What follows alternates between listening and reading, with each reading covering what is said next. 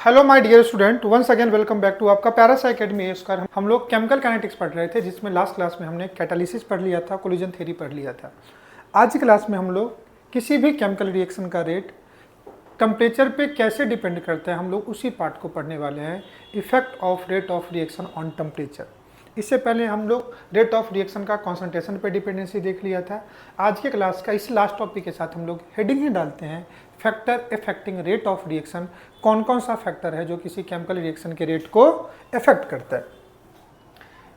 अब टोटल मैंने 6 फैक्टर को हाईलाइट किया है जो किसी केमिकल रिएक्शन के रेट को क्या कर सकता है, इफेक्ट कर सकता है। सबसे पहले कि अगर किसी केमिकल रिएक्शन में रिएक्टेंट किस टाइप का है, ये रिएक्टेंट सॉलिड है, लिक्विड है, गैस है, इस फेज की बात करते हैं। कोई भी केमिकल रिएक्शन होमोजीनियस है, हेट्रोजीनियस है, उसके लिए हम लोग पहला फैक्टर देखते हैं nature of reactant. Second factor है concentration of reactant. Third factor है pressure of gas. Fourth factor है टेम्परेचर। फिफ्थ फैक्टर है कैटालिस्ट एंड सिक्स्थ फैक्टर है presence of light. One by one आपको मैं हर कुछ एक्सप्लेन करता हूँ। सबसे पहला फैक्टर की बात करते हैं। अगर किसी केमिकल रिएक्शन में रेट की बात करें, अगर किसी केमिकल रिएक्शन में नेचर ऑफ रिएक्टेंट की बात करें, तो नेचर ऑफ रिएक्टेंट कैसे किसी केमिकल रिएक्शन को रेट को इफेक्ट करता है। तो समझो, अगर कोई किसी भी केमिकल रिएक्शन में रिएक्टेंट सॉलिड फेज में है, लिक्विड फेज में है और गैस फेज में है।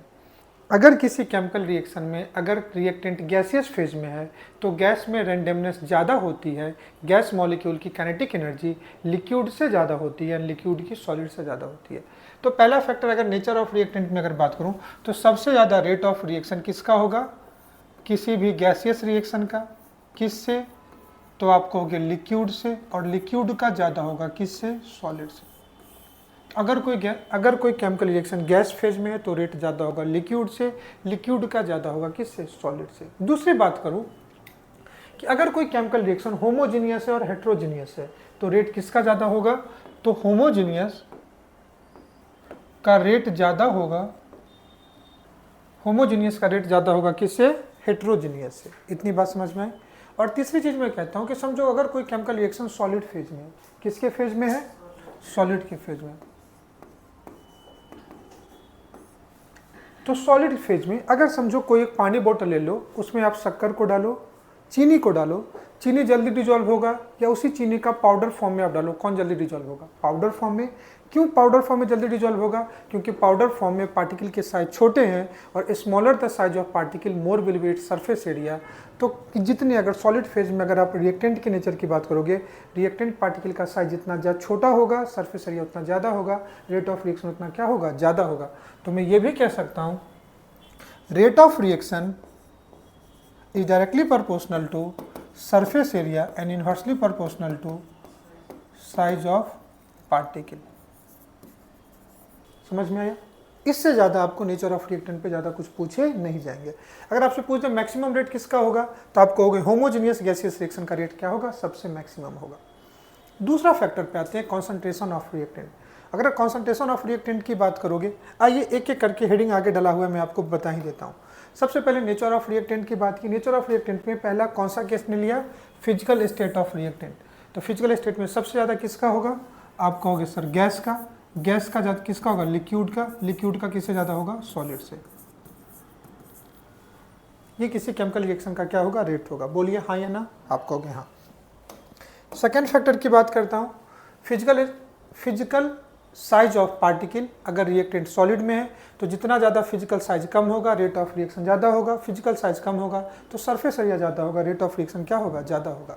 तीसरा केस है केमिकल नेचर ऑफ रिएक्टेंट की बात करोगे तो अगर अलग अलग रिएक्टेंट की एनर्जी अलग अलग होती है। जैसे मैं एक एग्जाम्पल से बात कर देता हूँ, एक एग्जाम्पल लेता हूँ F2, दूसरा लेता हूँ O2, तीसरा ले लेता हूँ N2। अब किसी भी केमिकल रिएक्शन में क्या होते हैं कि रिएक्टेंट मॉलिक्यूल के बॉन्ड टूटते हैं और नए बॉन्ड का फॉर्मेशन होता है। During the process of chemical reaction some old bond are broken and new bonds are formed. अगर F2 तभी फ्लोरीन एटम F2 के तभी किसी से कंबाइन करेंगे जब फ्लोरीन और फ्लोरीन के बीच के बॉन्ड टूटेंगे। ऑक्सीजन एटम तभी किसी से कंबाइन करेंगे जब ऑक्सीजन ऑक्सीजन के बॉन्ड टूटेंगे। और नाइट्रोजन एटम तभी किसी से कंबाइन कर पाएंगे जब नाइट्रोजन और नाइट्रोजन के बीच का बॉन्ड क्या होगा, टूटेगा। अगर नाइट्रोजन और नाइट्रोजन के बीच का बॉन्ड टूटेगा तो ये बॉन्ड यहाँ से टूटेगा, ये बॉन्ड यहाँ टूटेगा, ये बॉन्ड यहाँ टूटेगा। अब यहाँ पे दो फ्लोरीन मॉलिक्यूल में देखना, अब ये बॉन्ड और ये बॉन्ड में N2 में ट्रिपल बॉन्ड है, O2 में डबल बॉन्ड है, F2 में सिंगल बॉन्ड है। किसकी बॉन्ड एनर्जी ज़्यादा होगी? तो ट्रिपल बॉन्ड की बॉन्ड एनर्जी ज़्यादा होगी। अगर रिएक्टेंट लेस रिएक्टिव हो जाए, अब NN को बॉन्ड टूटने में ही ज़्यादा एनर्जी लग रही है, तो क्या ये जल्दी प्रोडक्ट बनाएगा? क्या नहीं, रिएक्ट ही नहीं करेगा। बोलो है ना। तो कहता क्या है कि अगर किसी केमिकल रिएक्शन में रिएक्टेंट की स्टेबिलिटी ज़्यादा हो जाए, अगर स्टेबिलिटी ज़्यादा है तो वो किससे रिएक्ट ही नहीं करना चाहेगा, तो उस केस में आपको ज़्यादा एक्टिवेशन एनर्जी देना पड़ेगा प्रोडक्ट के लिए। और जिस केमिकल रिएक्शन में एक्टिवेशन एनर्जी जितनी ज़्यादा लगेगी उसका रेट उतना क्या होगा? कम होगा। तो अगर रिएक्टेंट मॉलिक्यूल आपस में ही स्टेबल है तो क्या वो प्रोडक्ट में जाएगा? क्या नहीं। तो हम ये भी कह सकते हैं कि rate of reaction it is inversely proportional to stability of reactant molecule. क्या मेरी बात समझ में आ रही है? रिएक्टेंट जितना ज़्यादा स्टेबल होगा, रेट ऑफ रिएक्शन उसका क्या होगा? कम। रिएक्टेंट कब स्टेबल होगा? जब उसकी बॉन्ड एनर्जी क्या होगी? ज़्यादा होगी। बोलो ना हाँ या ना। और इस टाइप के रिएक्शन के लिए वैसे भी आप एक्टिवेशन एनर्जी से समझोगे, तो अगर रिएक्टेंट खुद ज़्यादा स्टेबल है तो उसका प्रोडक्ट में जाने का मन ही नहीं होगा, आपको भेजने के लिए ज़्यादा एक्टिवेशन एनर्जी लगेगा। और वैसा कोई केमिकल रिएक्शन जिसमें एक्टिवेशन एनर्जी ज़्यादा लगती है उसका रेट ऑफ रिएक्शन ज़्यादा होगा। बोलो ना बाबू हाँ या ना। समझ में आया? फिर बात करते हैं कॉन्सेंट्रेशन ऑफ रिएक्टेंट। ये तो पूरा हम लोग डिटेल्स में पढ़े ही है, जिसको क्या बोलते हैं? Rate law. क्या बोलते हैं इसको? Rate law expression. R is equal to K concentration to the power क्या बेटा? ऑर्डर। क्या मेरी बात समझ में आ रही है? चलो नेक्स्ट हम लोग पढ़ते हैं प्रेशर। अब प्रेशर हमने अलग से एक लेक्चर किया था, first order kinetics in terms of pressure या first order kinetics in terms of क्या बेटा? वॉल्यूम। प्रेशर हम लोग किसके लिए बात करते हैं? तो आपको सर प्रेशर हम लोग तभी अप्लाई करेंगे जब केमिकल रिएक्शन गैस फेज में होगा। किस फेज में होगा? तो pressure applicable only for, pressure apply only for क्या बेटा? Gaseous reaction. और किसी भी गैसियस रिएक्शन में तो study of gas is possible only in close container. Gas को स्टडी कर सकते हो किस कंटेनर में? क्लोज कंटेनर में। और जब भी क्लोज कंटेनर है और अगर इस पर आप प्रेशर अप्लाई करोगे तो इसका वॉल्यूम कम होगा कि नहीं होगा? बोलो समझो। जब भी आप किसी प्रेशर कंटेनर में आप गैस क्लोज है, कभी भी किसी क्लोज कंटेनर पे आप प्रेशर अप्लाई करते हो तो वो क्या होगा? कॉम्प्रेस होगा। कॉम्प्रेस होगा तो वॉल्यूम कम होगा, मॉलिक्यूल के बीच में जो क्लोजनेस है, जो डिस्टेंस है वो कम हो जाएगी। अगर क्लोजनेस कम होगी, मॉलिक्यूल पास पास आएंगे तो उनमें नंबर ऑफ कोलिजन बढ़ जाएगा, और जितना ज़्यादा नंबर ऑफ कोलिजन बढ़ेगा उतना ज़्यादा रिएक्टेंट क्या होगा? प्रोडक्ट में कन्वर्ट होगा। तो किसी भी गैसियस रिएक्शन के लिए अगर आप प्रेशर अप्लाई करते हो तो उससे नंबर ऑफ कोलिजन बढ़ेगा, उससे भी क्या होगा? रेट ऑफ केमिकल रिएक्शन क्या होगा? बढ़ेगा। बोलो ना हाँ या ना। नेक्स्ट फैक्टर आ जाओ, प्रेजेंस ऑफ कैटालिस्ट। आप कहोगे सर ऑलरेडी हमने पढ़ चुके हैं कैटालिसिस थ्योरी में, लास्ट लेक्चर में ही पढ़ा था। कैटालिस्ट दो टाइप के होते हैं, एक पॉजिटिव कैटालिस्ट, दूसरा क्या बेटा? Negative catalyst. कैटालिस्ट क्या करता है? रिएक्शन को एक अल्टरनेटिव पाथ देता है, रिएक्शन को एक शॉर्टकट देता है। क्या करके? उसके थ्रेशोल्ड एनर्जी को कम करके। थ्रेशोल्ड कम होगा तो ज़्यादा से ज़्यादा रिएक्टेंट प्रोडक्ट में कन्वर्ट होगा, और मोर नंबर ऑफ रिएक्टेंट अगर प्रोडक्ट में कन्वर्ट होते हैं दैट मीन्स उस रिएक्शन का रेट क्या होगा? ज़्यादा होगा। कैटालिस्ट कौन कौन सी एनर्जी को इफेक्ट करता है? तो आप कहोगे थ्रेशोल्ड को। थ्रेशोल्ड चेंज हुआ तो एक्टिवेशन एनर्जी चेंज होगा। क्या किसी केमिकल रिएक्शन के इंथैल्पी को कैटालिस्ट चेंज करेगा? क्या नहीं करेगा।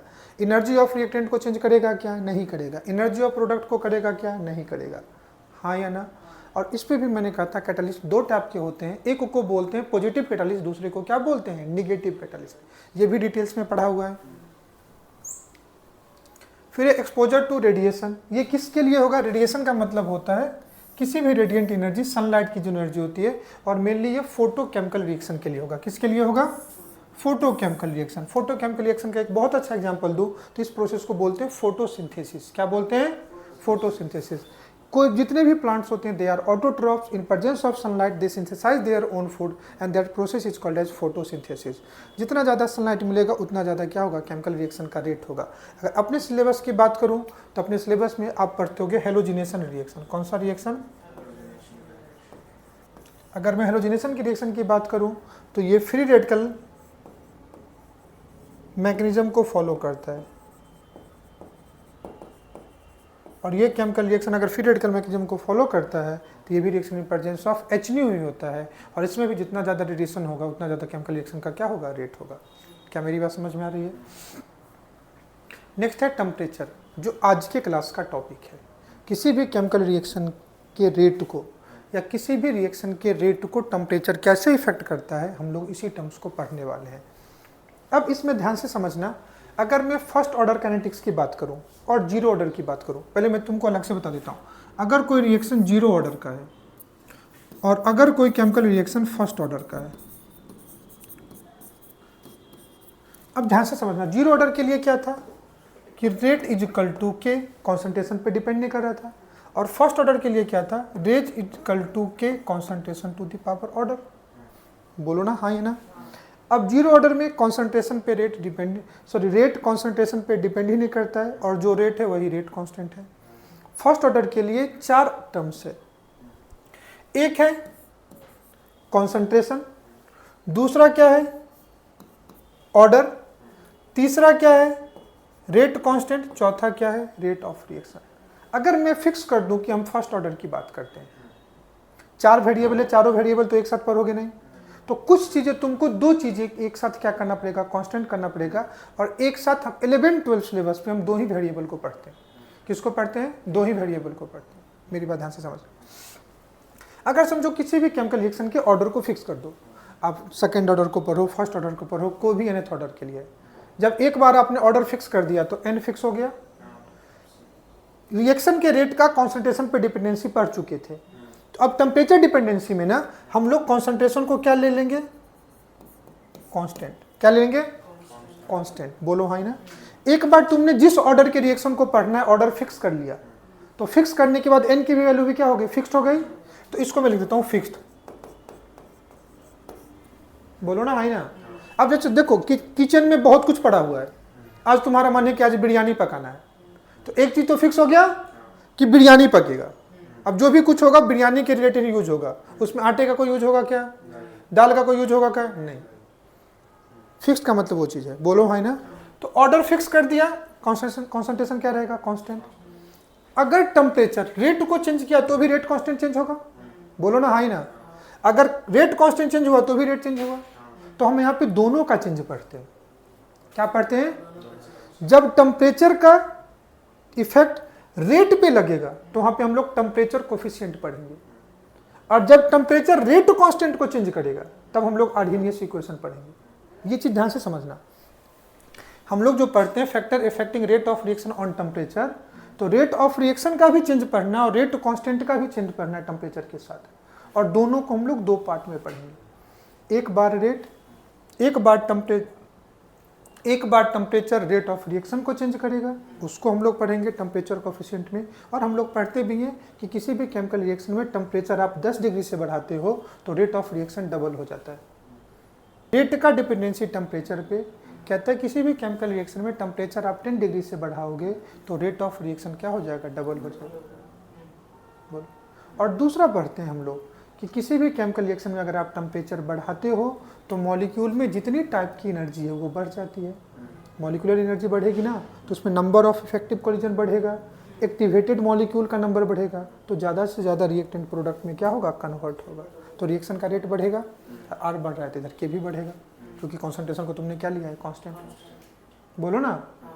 अगर आर बढ़ रहा है तो के भी बढ़ेगा, और आर 2 ही चीज से बढ़ सकता है, या तो कॉन्सेंट्रेशन के बढ़ने से या क्या किसके बढ़ने से, रेट कांस्टेंट के बढ़ने से। अब टेम्परेचर को कांस्टेंट लिया है तो रेट बढ़ा है, इसका मतलब रेट कांस्टेंट भी तो बढ़ेगा नहीं बढ़ेगा। तो दोनों का डिपेंडेंसी तुमको पढ़ना है ध्यान से। बोलो हाँ या ना।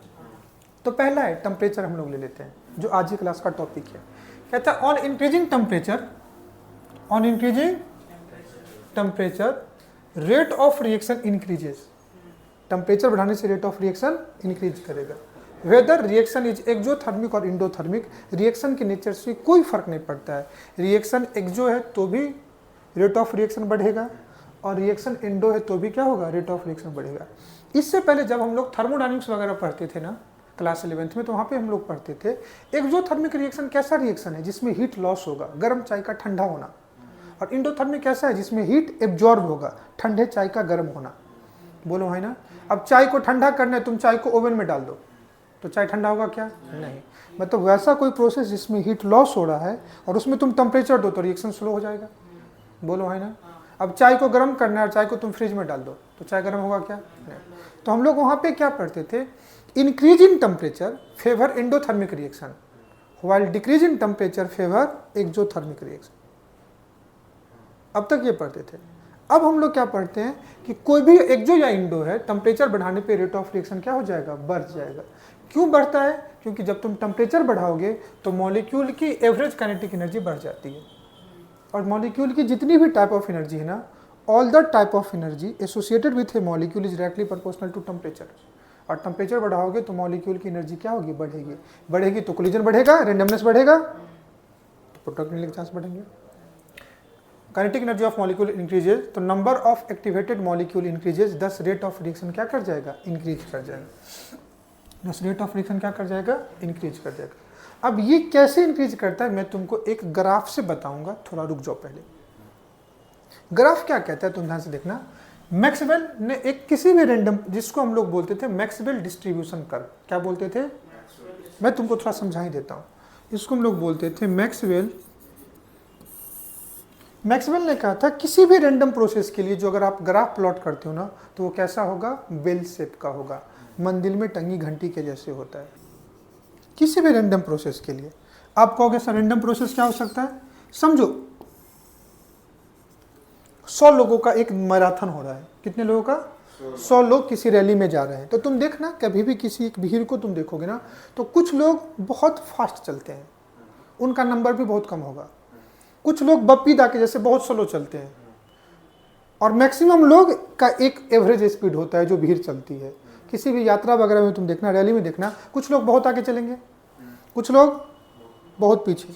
जो बहुत पीछे चल रहे हैं, जिनका स्पीड स्लो है, उनका भी नंबर कम है, और जो बहुत तेज चलते हैं उनका भी नंबर कम है। भीड़ का एक क्राउड बीच में होता है कि नहीं होता है, बोलो ना, है ना। तो मैक्सवेल का यही था, किसी भी रैंडम प्रोसेस के लिए वाई एक्सिस पे मैं ले लेता हूँ एनर्जी, और इस एक्सिस पे ले लेता हूँ फ्रैक्शन ऑफ मॉलिक्यूल। अगर किसी भीड़ की बात करोगे तो एनर्जी ना दे करके मैं स्पीड दे देता हूँ, बोलो भाई ना आप किसी। अब उस केस में मैक्सवेल ने कहा था अगर ये प्रोसेस रैंडम है, तो अगर आप इसके ग्राफ को देखोगे तो इसका ग्राफ कुछ ऐसा होता है, बेल शेप होगा। अब देखो ये पॉइंट इस ग्राफ का सबसे मैक्सिमम पॉइंट है, इस ग्राफ का सबसे मैक्सिमम पॉइंट है, बोलो ये इसका मैक्सिमम है कि नहीं है। इस पॉइंट पे जो एनर्जी है ये सबसे मैक्सिमम है। वो मॉलिक्यूल जिसकी स्पीड बहुत कम है, इसका भी फ्रैक्शन बहुत कम है, बोलो हाँ या ना। और वो पार्ट जिसकी एनर्जी ज्यादा है, इसका भी फ्रैक्शन बहुत कम है कि नहीं है, बोलो ना, है ना। और मैक्सिमम फ्रैक्शन ऑफ मॉलिक्यूल की एक एनर्जी एवरेज है कि नहीं है, बोलो। जिनकी एनर्जी कम है वो भी फ्रैक्शन कम है, जिनकी एनर्जी ज्यादा है वो भी फ्रैक्शन क्या है, ज्यादा, बोलो हाँ ना। अब इन कल वाले ग्राफ से अगर तुम इसको कंपेयर करोगे तो जो मैक्सिमम फ्रैक्शन ऑफ मॉलिक्यूल की जो स्पीड होती है, अगर मैं स्टेट ऑफ मैटर से कंपेयर करूं तो 3 टाइप के स्पीड होते हैं। इसको मैं अगर बोलूंगा तो इसको बोलूंगा, अगर मैं इस ग्राफ को स्पीड वर्सेस से अगर बात करूं तो ये होगा VMP, मोस्ट प्रोबेबल स्पीड। क्या होगा, मोस्ट प्रोबेबल स्पीड। उससे कम स्पीड होती है एवरेज, इसको मैं बोलूंगा V एवरेज, या यहाँ पे इसको बोल देता हूँ एनर्जी ऑफ रिएक्टेंट। और प्रोडक्ट में जाने के लिए जो एनर्जी होती है जिसको क्या बोलूंगा, ETH थ्रेशोल्ड। कल की क्लास में ये सब पढ़ा था। अब क्या होगा, अब एनर्जी ऑफ रिएक्टेंट ये है। अब इसको यहाँ से यहाँ आने के लिए ये जो एनर्जी लग रही है इसको अपन क्या बोलते हैं, एक्टिवेशन एनर्जी। क्या गलत कह रहा हूं। तो अगर किसी भी मॉलिक्यूल को आप टेम्परेचर दोगे तो ये एनर्जी बढ़ जाती है, तो ज्यादा फ्रैक्शन ऑफ मॉलिक्यूल प्रोडक्ट में जाएगा नहीं जाएगा, बोलिए ना, हाँ ना।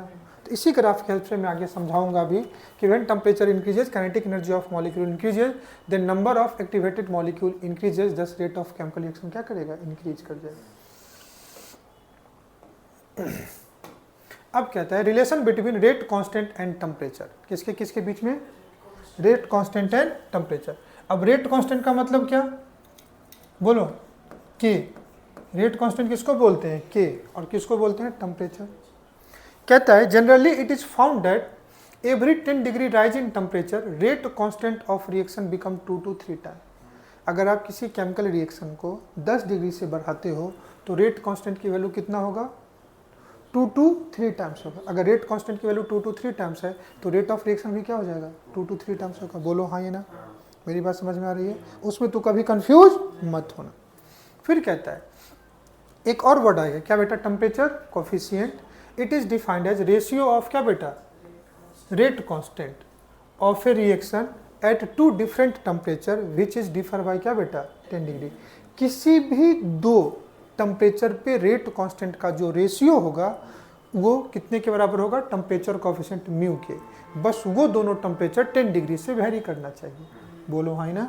दैट मीन्स रेट कांस्टेंट अगर के है तो ये टेम्परेचर कितना होना चाहिए, T+10, तो नीचे में ये कितना होना चाहिए, KT। ये भी रेट कांस्टेंट, ये भी रेट कांस्टेंट। अगर ये रेट कांस्टेंट T टेम्परेचर पे, ये कितना है, T+10 डिग्री पे, तो डिफरेंस कितने का, 10 डिग्री।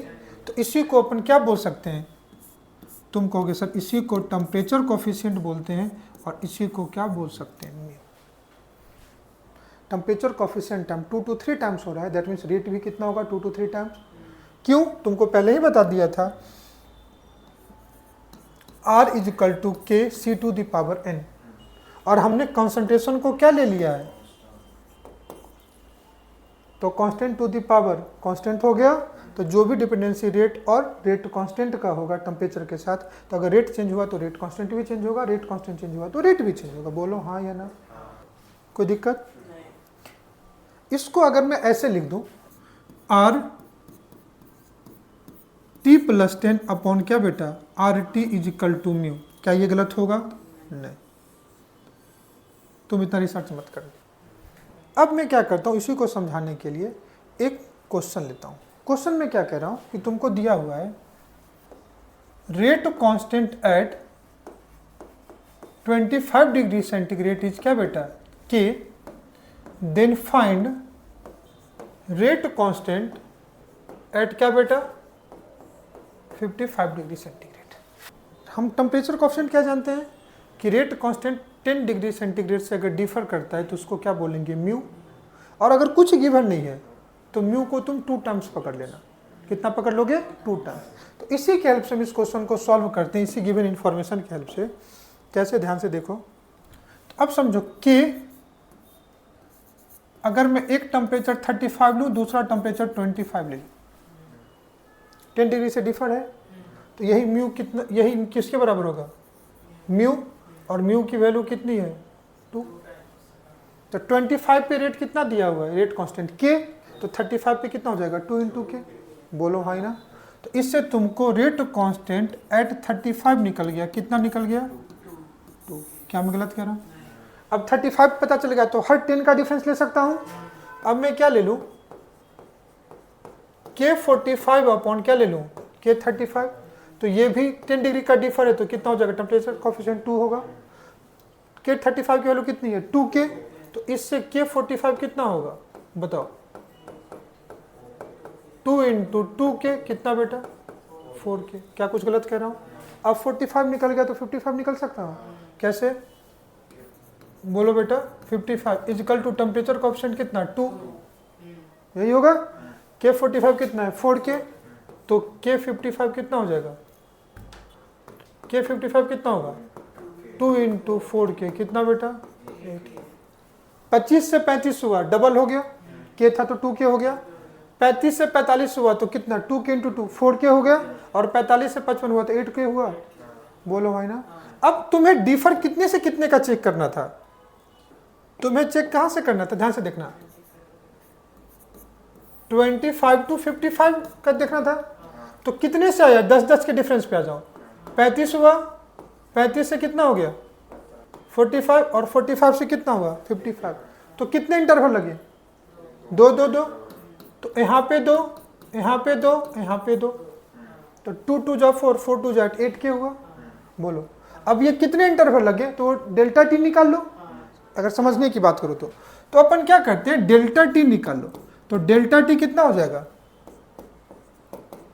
T2 - T1, मतलब 55 माइनस कितना बेटा, 25, कितना आ गया, 30। 30 डिवाइडेड बाई 10 करो तो कितना आ जाएगा, 3। देखो 2 to the power 3 8 आया नहीं आया, मतलब कभी भी तुमको कोई भी टेम्परेचर पे दे के किसी भी टेम्परेचर का पूछ दे, कभी भी तुमको दे दे, समझना। तो मैं क्या कहता हूं, तुम एक फॉर्मूला आराम से यूज कर सकते हो। समझो rate constant T plus delta T, T plus T क्या ले लिया 25, तो डेल्टा टी कितना हो गया 30, क्योंकि 25 से 55 30 का डिफरेंस है, is equal to temperature constant कितना था 2 और 2 के पावर 3 हो रहा है, मतलब ये जो म्यू है म्यू टू दी पावर क्या हो रहा है डेल्टा टी बाई 10, बोलो ना हाँ है ना। यहाँ पे अपॉन क्या के इंटू टी। क्या ये फॉर्मूला समझ में नहीं आया? कभी भी तुमको 2 टेम्परेचर दे के तीसरा दे देते तुम इतना काम नहीं करोगे, टेम्परेचर डिफरेंस निकाल लो, उसको 10 से डिवाइड करो, वही टेम्परेचर कोएफिशिएंट का पावर हो जाएगा, तुम निकाल सकते हो। क्या मेरी बात समझ में आ रही है नहीं आ रही है? यही फॉर्मूला तुमको गिवन भी है जो मैंने तुमको बताया, समझ में आया? और यही काम तुमको देखो मैंने क्या कहा था, रेट ऑफ रिएक्शन के लिए भी निकाल सकते हो और रेट कांस्टेंट के लिए भी निकाल सकते हो। बोलो ना, इतना रिसर्च मत पढ़ना कि रेट कांस्टेंट होगा रेट होगा। डिफरेंट टेम्परेचर पे वो 2 डिफरेंट टेम्परेचर कितने से डिफर करना चाहिए 10 से, उसी को हम लोग क्या बोलते हैं टेम्परेचर कोएफिशिएंट। अगर कोई भी टेम्परेचर मेंशन नहीं है, समझो क्वेश्चन में कभी कोई टेम्परेचर मेंशन नहीं है, तो तुम T1 कितना लोगे, तो T2 कितना होगा? बोलो मेरी बात समझ में नहीं आया? हाँ या ना? क्लियर हुआ? तो पहला है कि टेम्परेचर बढ़ाने पे रेट ऑफ रिएक्शन बढ़ रहा है और 10 डिग्री से बढ़ाओगे तो क्या हो रहा है डबल हो रहा है। पहला चीज समझ में आ गया। दूसरा मैं तुमको समझाने की कोशिश करता हूं। पहले एक क्वेश्चन देख लो, कह रहा if temperature of a reaction is increase from T1 to T2, बोलो then rate of reaction become. अब देखो यहाँ पे क्या पूछ दिया रेट ऑफ रिएक्शन, तो आर के लिए लगा देंगे। बोलो तो रेट ऑफ रिएक्शन ध्यान से देखना, T2 पे क्या हो जाएगा रेट ऑफ रिएक्शन T1, अरे यहां लाओगे, बोलो इनटू टेम्परेचर कोएफिशिएंट म्यू कितने टाइम्स बढ़ेगा, बता देता हूं T2 minus T1 by 10 times. और ये नहीं था ना कि 25 से 35 हो रहा है, बोलो ना जितने से भी बढ़ रहा होगा तो उसका डिफरेंस अपॉन 10 टाइम्स नहीं बढ़ेगा। मन में सोच लो ना, अगर समझो T1 25 है और T2 35 है तो डिफरेंस कितने का 10 का 10 बाई 10 1, मतलब म्यू टाइम्स बढ़ेगा। टेम्परेचर T1 25 है और टेम्परेचर T2 45 है तो डिफरेंस कितने का होगा 20, मतलब 2 बार बढ़ा, देखो तो 20 बाई 10 यही होगा ना। यही फॉर्मूला लाने के लिए तुमको होता है कि यूज कैसे करोगे, समझ में आ रहा है? कह रहा if temperature of a reaction is increase from 10 to कितना 10 टू 90, तो यहीं पे देख लो डेल्टा टी कितना हो गया 80 से बढ़ाया, बोलो तो 80 बाई 10 कितना टाइम्स बढ़ा होगा 8, तो म्यू टू दी पावर कितना हो जाएगा 8। अब देखो शॉर्टकट में हुआ या नहीं हुआ, आगे पढ़ लेते हैं। Then how many times rate of reaction will increase, तो कितना हो जाएगा म्यू की वैल्यू कितना लेंगे 2 to the power 8, 2 to the कितना होगा 4, ये कितना 4, ये कितना 4, ये कितना 4 इंटू 4 16, तो ये कितना हो जाएगा 16 इंटू 16 256 टाइम्स। क्या मेरी बात समझ में आ रही है? बोलो ना हाँ या ना, कोई दिक्कत? क्या ए reaction is carried out at कितना बेटा, तो T1 कितना हो गया, कह रहा if temperature is increase by 50 degree centigrade. अब ये नहीं कह रहा है कि टेम्परेचर 50 डिग्री सेंटीग्रेड है, 50 से बढ़ा दिया तो डायरेक्टली डेल्टा टी कितना दे दिया तुमको 50। हाँ ये बात तुम सही कह रहे हो कि T2 की वैल्यू 10 प्लस 50 हो जाएगा, यहाँ पे फिर से सिली मिस्टेक का चांस था, तो डेल्टा टी कितना हो गया 50, तो अपने को क्या करना है डेल्टा टी बाई 10 लेना है, तो कितना जाएगा 5, तो 2 टू दी पावर 5 कितना बेटा 32 टाइम्स। क्या गलत कह रहा हूँ क्या? तो एक बार जरूर क्वेश्चन पढ़ते वक्त बहुत ध्यान से पढ़ना कि T2 दिया है या इंक्रीज बाय दिया है। इंक्रीज बाय दिया है तो मतलब डायरेक्टली डेल्टा टी दे दिया है, और T2 दिया है तो मतलब डेल्टा टी निकालना पड़ेगा। अब Maxwell and Boltzmann energy distribution curve, वही एनर्जी डिस्ट्रीब्यूशन कर्व लाता हूँ। किसी भी प्रोसेस के लिए, अगर समझो कोई भी एक हाइपोथेटिकली केमिकल रिएक्शन है और इस एक्सिस पे मैं क्या लेता हूँ, फ्रैक्शन ऑफ मॉलिक्यूल। अब ध्यान से समझना, एक एक्सिस पे क्या लेता हूँ एनर्जी, दूसरे एक्सिस पे क्या लेता हूँ फ्रैक्शन ऑफ मॉलिक्यूल। और किसी भी प्रोसेस के लिए अगर तुम इस ग्राफ को देखोगे तो ये ग्राफ का नेचर कैसा होगा, बोलो हाय ना। समझो ये ग्राफ तुम किस टेम्परेचर पे प्लॉट किए हो, टी टेम्परेचर पे, बोलो। तो ये जो एनर्जी होगी ये मैक्सिमम फ्रैक्शन ऑफ मॉलिक्यूल की एनर्जी होगी, और उससे थोड़ा सा आगे जो होगा ये एनर्जी ऑफ रिएक्टेंट होगा। ये क्या होगा, एनर्जी रिएक्टेंट। तुम state of matter class 11th में एक चैप्टर है, वहां पे हम लोग 3 टाइप के स्पीड को पढ़ते हैं। एक पढ़ते हैं VMP, मोस्ट प्रोबेबल स्पीड, बोलो। दूसरा होता है V एवरेज, और तीसरा होता है VRMS, root mean square velocity, average velocity and most probable speed. अब क्या होता है, समझो 100 मॉलिक्यूल है तो मैक्सिमम फ्रैक्शन ऑफ मॉलिक्यूल की ये एनर्जी होगी। 5 मॉलिक्यूल का एनर्जी बहुत कम होगा और 5 का बहुत ज़्यादा होगा, बोलो। तो अब पूरे का एवरेज लोगे तो मोस्ट प्रोबेबल से थोड़ा सा कम ही होगा ना, क्योंकि कुछ उसके पार्ट को कम कर रहा है, बोलो है ना। इसलिए एवरेज हमेशा VMP से क्या होता है, कम होता है। और जो एवरेज एनर्जी होती है उसी को हम एनर्जी ऑफ रिएक्टेंट मॉलिक्यूल लेते हैं। क्या लेते हैं, उसी को एनर्जी ऑफ रिएक्टेंट मॉलिक्यूल लेते हैं। अगर ये रिएक्टेंट प्रोडक्ट में कन्वर्ट होगा तो एक मैक्सिमम एनर्जी होती है जिसको क्या बोलते हैं, थ्रेशोल्ड। तो यहाँ पे इसका ये थ्रेशोल्ड एनर्जी है। क्या है ये, थ्रेशोल्ड एनर्जी। क्या मेरी बात समझ में आ रही है? अगर ये इसका थ्रेशोल्ड एनर्जी है तो थ्रेशोल्ड तक आने के लिए जो एनर्जी लगेगा उसको अपन क्या बोलेंगे, एक्टिवेशन एनर्जी बोलते हैं। क्या मेरी बात समझ में आ रही है? और ये जो मैं अभी तुमको ऐसे डैश कर रहा हूँ ये वो फ्रैक्शन ऑफ मॉलिक्यूल है जो किस में कन्वर्ट हो गए, प्रोडक्ट में। जाइए, एनर्जी ऑफ रिएक्टेंट मॉलिक्यूल को एक्टिवेशन एनर्जी दो, ये फ्रैक्शन ऑफ मॉलिक्यूल कहाँ कन्वर्ट हो गए, प्रोडक्ट में हो गए। क्या मेरी बात समझ में आई? और यही है मैक्सवेल डिस्ट्रीब्यूशन कर्व। कहता है किसी भी रैंडम प्रोसेस का जो कर्व होगा वो बेल शेप का होता है, बोलो हाँ ना। अगर आप टेम्परेचर बढ़ाते हो तो एरिया अंडर द कर्व हमेशा कांस्टेंट होगा, और मॉलिक्यूल बढ़ाओगे तो टेम्परेचर बढ़ाओगे तो मॉलिक्यूल की एनर्जी बढ़ेगी, तो हर एनर्जी आगे खिसकेगी कि नहीं खिसकेगी। और हर की एनर्जी अगर आगे खिसकेगी राइट हैंड साइड, और उसके एरिया को कांस्टेंट करने के लिए इस ग्राफ का पीक नीचे आएगा, मतलब स्लोप डिक्रीज करेगा एंड राइट साइड जाएगा, बोलो ना हाई ना। मतलब टेम्परेचर बढ़ाओगे तो एनर्जी ऑफ रिएक्टेंट भी बढ़ेगा। क्या गलत कह रहा हूँ, क्या गलत कह रहा हूँ?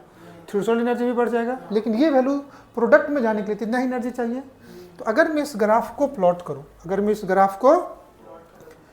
करूं, तो ये ग्राफ ऐसा होगा। अगर दूसरा टेम्परेचर पे अगर मैं प्लॉट करता हूं तो बोलो होगा या नहीं होगा?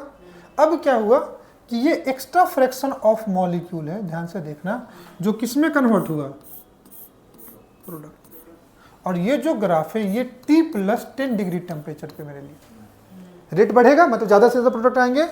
तो ये कहता है कन्वर्टेड इनटू क्या बेटा, इज कन्वर्टेड इनटू प्रोडक्ट। अगर 10 डिग्री से बढ़ाया तो ये डबल होगा, लेकिन हमेशा नहीं कि 10 डिग्री से बढ़ाएंगे। सोच के देखो, अगर 2 डिग्री से बढ़ाए तो कितना हुआ, 15 डिग्री से कितना हुआ, ये भी निकालना पड़ेगा। क्या मेरी बात समझ में आ रही है? क्या थ्रेशोल्ड चेंज हुआ? क्या नहीं। क्या चेंज हो गया? ये energy of reactant molecule change हुआ। क्या चेंज हो गया? Energy of reactant. अब देखो ये मैक्सिमम मॉलिक्यूल की जो एनर्जी होगी तो ये मोस्ट प्रोबेबल होगा, और उसके थोड़ा सा आगे जो एनर्जी होगा वो कौन सा होगा, एनर्जी ऑफ रिएक्टेंट मॉलिक्यूल। तो ये क्या हो गया, ER डैश का मतलब इस टेम्परेचर। अब इस केस में जो एक्टिवेशन एनर्जी लगेगी वो यही छोटा वाला लगेगा, बोलो ना, इसलिए रेट बढ़ गया। एक्टिवेशन एनर्जी कम होगी तो रेट ऑफ रिएक्शन बढ़ गया। तो अब ये क्या कहता है कि जो फ्रैक्शन ऑफ मॉलिक्यूल, अब चूंकि ये बढ़ा तो रेट बढ़ा होगा, तो रेट कांस्टेंट बढ़ा होगा। तो कहता है किसी भी केमिकल रिएक्शन का जो रेट कांस्टेंट के होता है, extra fraction of molecule which converted into product, जितना ज़्यादा होगा उस रिएक्शन का रेट कांस्टेंट ज़्यादा होगा। अब कहते हैं कितना फ्रैक्शन ऑफ मॉलिक्यूल जाएगा, it is directly proportional to, कहता है E to the power minus E A by क्या बेटा आर इंटू टी। और ये एक्सप्रेशन एक साइंटिस्ट थे जिनका नाम था आर्हीनियस, उन्होंने ये एक्सप्रेशन दिया था। तो rate constant of reaction is directly proportional to E to the power minus E A by क्या बेटा आर टी। एक एक्सप्रेशन निकल करके आया। कहाँ से ये समझ में आया? तो मैं क्या लिख सकता हूँ, ध्यान से देखना, K is directly proportional to E to the power minus क्या बेटा E A by R T. अब इसी प्रोपोर्शनलिटी कांस्टेंट को हटाने के लिए कांस्टेंट आएगा, तो क्या आ जाएगा K is equal to A E to the power minus E A by क्या बेटा आर टी। अब एक एक करके पहले समझ ले क्या क्या है। तो K क्या है पहले, आप कहोगे रेट कांस्टेंट, जिसको वेलोसिटी कांस्टेंट कुछ बोलते हैं, बोलना कि रेट कांस्टेंट है। ए क्या है, जिसको आर्हीनियस कांस्टेंट बोलते हैं। और ये ई से पहले आता है ना, ई क्या है एक्सपोनेंट, इसे इसको क्या बोलते हैं प्री एक्सपोनेंशियल फैक्टर, या इसी को क्या बोलते हैं फ्रीक्वेंसी फैक्टर। ई ये क्या है एक्टिवेशन एनर्जी, आर क्या है गैस कांस्टेंट, टी क्या है टेम्परेचर, जो किस में लेंगे हमेशा केल्विन में लेंगे। और कभी भी टेम्परेचर आपको डिग्री सेंटीग्रेड में दिया है तो आप इसको 273 ऐड करोगे तो you will get temperature in, बोलो हाँ ही ना। अब एक और चीज है आर, आर क्या है, अब यहाँ पे ई ए क्या है एक्टिवेशन एनर्जी।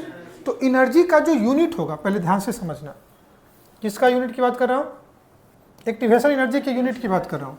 तो इसका जो यूनिट होगा, तो एनर्जी का इसको यहाँ पे दो ही यूनिट तुमको मिलेगा, या तो तुमको जूल मिलेगा या तो तुमको क्या मिलेगा कैलोरी मिलेगा। बोलो भाई ना, कैलोरी भी एनर्जी का यूनिट है और जूल भी यूनिट है। और कहते हैं 1 जो कैलोरी है इज इक्वल टू 4.2 जूल होता है। 4.18 अप्रॉक्स में क्या लेते हैं 4.2 जूल। अब एक्टिवेशन एनर्जी का जो यूनिट होगा आर की, वही यूनिट तुमको पुट करना पड़ेगा इस एक्सप्रेशन में। ऐसा नहीं होगा ना कि एक्टिवेशन एनर्जी जूल में लोगे आर कैलोरी में लोगे। और आर की एनर्जी में दो ही वैल्यू होती है, कौन कौन सा, एक होती है value of R is equal to 8.314, जिसको अप्रॉक्स में अगर तुमको कहीं लिखना हो तो तुम इसको 25/3 भी ले सकते हो। कितना ले सकते हो 25/3। ये वैल्यू किस में होगी जूल पर मोल केल्विन में। यूनिट क्या होगी जूल पर मोल केल्विन। और आर की दूसरी जो वैल्यू होती है ये होती है R is equal to approximate 2 calorie per mole kelvin. Unit का ध्यान रखना पड़ेगा इस चैप्टर में तुमको। इतनी बात समझ में आ गई। अब कहता है ए क्या है आर्हीनियस कांस्टेंट। अब यहाँ पे कहता है ये जो आर्हीनियस इक्वेशन है ये कभी भी जीरो ऑर्डर रिएक्शन के लिए वैलिड नहीं होता है। ना तो ये जीरो ऑर्डर पे लगेगा ना तो रेडियो एक्टिव पे लगेगा, सिर्फ और सिर्फ फर्स्ट ऑर्डर पे लगेगा। आगे हम लोग पढ़ते हैं जितने भी रेडियो एक्टिव प्रॉब्लम होते हैं वो भी फर्स्ट ऑर्डर काइनेटिक्स को फॉलो करते हैं। लेकिन यहाँ पे मैं तुमको बता देता हूँ कि ये radio activity problem and zero order पे आर्हीनियस इक्वेशन कभी काम नहीं करता है। यही लिमिटेशन ऑफ आर्हीनियस इक्वेशन है। तो ये किसके लिए काम करेगा, ओनली फॉर फर्स्ट ऑर्डर के लिए। ये आर्हीनियस इक्वेशन किस पे काम करेगा, फर्स्ट ऑर्डर पे। Zero order and radio activity problem पे ये काम नहीं करेगा, याद रखना ये चीज। अब फर्स्ट ऑर्डर की बात करोगे तो R equal to K concentration to the power 1 first order पे ही काम करेगा ना। तो क्या आ जाएगा आर इक्वल टू के सी टू द पावर 1। अब एन की वैल्यू कितनी हो गई 1। तो ध्यान से देखना फर्स्ट ऑर्डर के लिए एन की वैल्यू कितनी 1। और यहाँ पे टेम्परेचर की डिपेंडेंसी देख रही है, टेम्परेचर का डिपेंडेंसी देख रहे हैं ना। रेट का डिपेंडेंसी किस पे देख रहे हैं टेम्परेचर पे, बोलो ना इफेक्ट ऑफ टेम्परेचर देख रहे हैं। तो हम कॉन्सेंट्रेशन को क्या रखेंगे कांस्टेंट। तो ये पूरा टर्म्स तो हट गया ना। तो देखो अगर आर चेंज हुआ टेम्परेचर से तो भी के चेंज हुआ, के चेंज हुआ तो भी क्या हुआ आर चेंज। बोलो ना हाँ कि ना। इस बात को ध्यान से समझना होगा तुमको। आजा फिर आर्हीनियस इक्वेशन की बात करते हैं। क्या यह इक्वेशन निकल करके आर्हीनियस इक्वेशन क्या आया, K is equal to A E to the power minus E A by क्या बेटा आर टी, आर्गेनियस इक्वेशन। अब ये एक्सपोनेंट फर्स्ट ऑर्डर काइनेटिक्स में भी आया था और कहा था हम एक्सपोनेंशियल फॉर्म को कभी डील नहीं करते हैं। तो एक्सपोनेंशियल को हटाने के लिए अपने को लॉग लेना पड़ेगा कि नहीं लेना पड़ेगा, तो मैं क्या करता हूं लॉग ले लेता हूं, टेकिंग लॉग, पक्की बात। अब यहाँ पे ई एक्सपोनेंट है तो उसको हटाने के लिए नेचुरल लॉग एल एन लेना पड़ेगा, तो क्या ले लूं L N K is equal to L N A E to the power minus E A by क्या बेटा आर टी। क्या कुछ गलत कह रहा हूं बोलो है ना। तो अब यहाँ पे लगा दूं लॉग ए इंटू लॉग बी, तो लॉग ए इंटू बी क्या कहता है, लॉग ए इंटू बी क्या कहता है, लॉग ए प्लस क्या बेटा लॉग बी। क्या कुछ गलत कह रहा हूं, तो इधर क्या आ जाएगा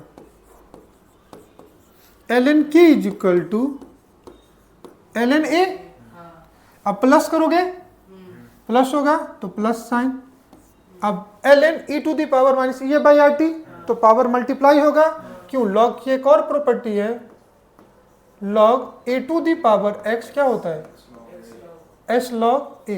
तुम कहोगे सर यहाँ एल एन आप लॉग क्यों लेते हो, तो लॉग बेस ई को ही क्या लिख देते हैं एल एन, और अगर ये लॉग लिखा है तो इसका मतलब बेस कितना है 10, तो क्या आ जाएगा माइनस ई ए बाई क्या बेटा आर टी और इनटू क्या बेटा लॉग ई, लॉग का जो बेस हो लॉग का जो वैल्यू हो कितना हो जाता है 1, तो लॉग ई कितना हो जाएगा 1। तो इक्वेशन क्या आ गया L N K is equal to L N A minus E A by R T. तो अगर मैं इस एक्सप्रेशन को लिख दूं तो इस एक्सप्रेशन को क्या लिख सकता हूं L N K is equal to L N A minus E A by क्या बेटा, क्या कुछ गलत कह रहा हूं। अब मैं अगर एल एन को लॉग बेस में लाऊं 10 में लाऊं, आप सब जानते हो, तो एल एन ए को क्या लिख सकता हूं 2.303 लॉग ए, तो यहाँ भी 2.303 आएगा, यहाँ भी 2.303 आएगा, दोनों तरफ 2.303 से डिवाइड कर दो, तो यहाँ का 2.303 कैंसिल, यहाँ का भी कैंसिल, यहाँ फंस जाएगा, तो क्या आ जाएगा log K is equal to log A minus upon 2.303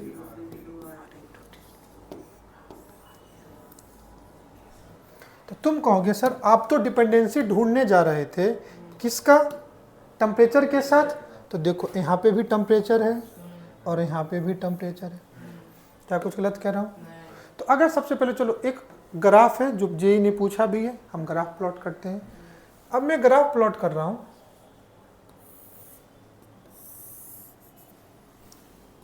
Y axis पे मैं ले लेता हूं एल एन के, क्या ले लेता हूं, और एक्स एक्सिस पे ले लेता हूं इनवर्स ऑफ टेम्परेचर, तो यही स्लोप लगेगा। ग्राफ कैसा है एल एन और 1/t के बीच में ग्राफ है, तो y इज इक्वल टू ऐसे, यही स्लोप है ना, y is equal to M X plus C, तो इस ये ग्राफ ऐसा है y is equal to C minus M X, मतलब स्लोप तो स्ट्रेट लाइन ही होगा लेकिन डिक्रीजिंग होगा, तो इसका कर्व कैसा होगा, वैसे भी नहीं समझ में आए तो 1/t के बीच में ग्राफ है, तो 1/t की वैल्यू 0 पुट कर दो, तो ये पूरा टर्म 0, तो ये वैल्यू कितना हो जाएगा ln, तो ग्राफ यहाँ से स्टार्ट होगा, किस तरह से ln a से, और स्लोप कैसा होगा डिक्रीजिंग, और स्लोप की वैल्यू कितनी होगी, कितना होगा स्लोप, देखो 1/t के बीच में ग्राफ है तो क्या बचा minus E A by R, already slope decreasing है तो माइनस नहीं लिखूंगा तो भी चलेगा, माइनस है ये बताएगा स्लोप कैसा है डिक्रीजिंग, बोलो ना हाई ना। लेकिन अगर इसी ग्राफ को मान लो तुमसे कहता है कि ये ग्राफ ना लॉग ln के जगह लॉग के बीच में होगा, किसके बीच में, और यहाँ पे भी टेम्परेचर 1/t ही है, तो ये ग्राफ ये हो जाता। तो ग्राफ स्टार्ट कहाँ से होता है, ln के जगह किससे स्टार्ट होता है लॉग a, और इस केस में स्लोप कितना हो जाता है माइनस ई ए अपॉन 2.303 इंटू, स्लोप का नेचर वही होता है बस वैल्यू चेंज हो जाता है, ई ए अपॉन 2.303 है। क्या मेरी बात समझ में आई? बोलो ना हाँ या ना। ये तुमसे स्लो पूछे तो आ जाए। अब टेम्परेचर चेंज करेंगे तो रेट कांस्टेंट चेंज होगा।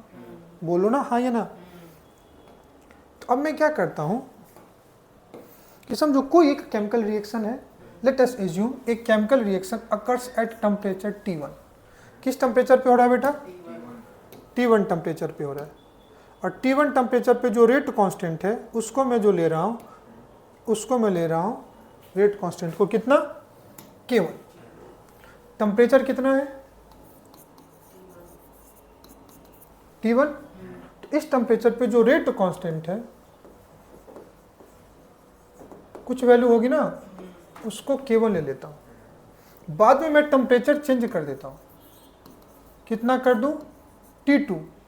तो रेट कांस्टेंट कितना हो जा रहा है? दे देगा ना कितने टेम्परेचर पे रेट कांस्टेंट K1 है, तो बताओ इतने टेम्परेचर पे कितना होगा।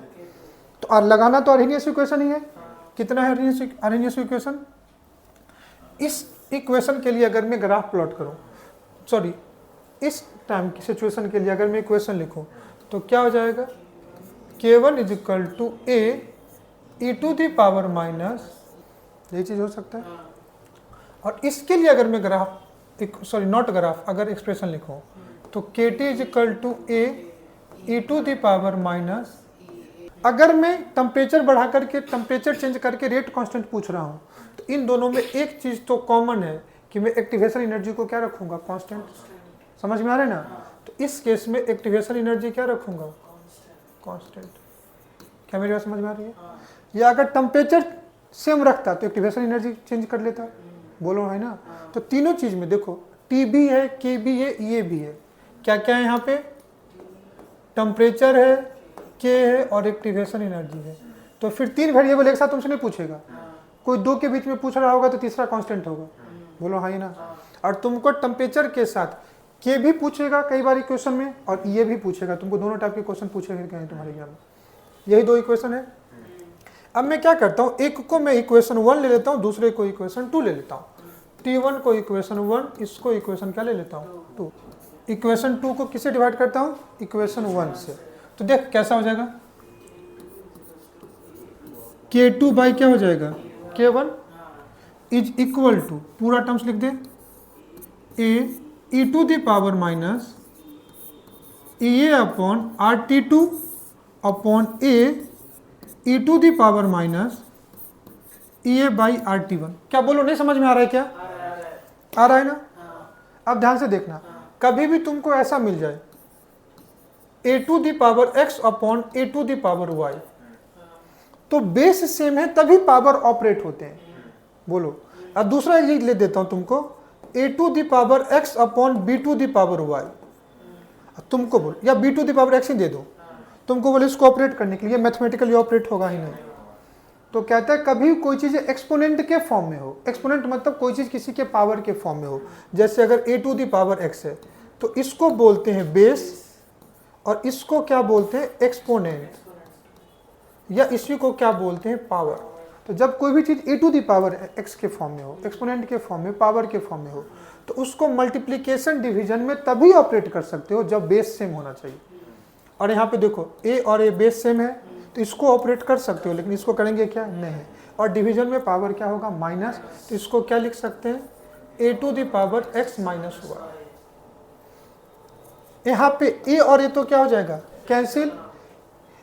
e और e बेस है तो क्या हो जाएगा? माइनस होगा। बोलो ना हाँ या ना? हर एक चीज जितना सिंपल हो सकता है मैं तुमको साथ में कराते हुए चलता हूं, तुम समझना।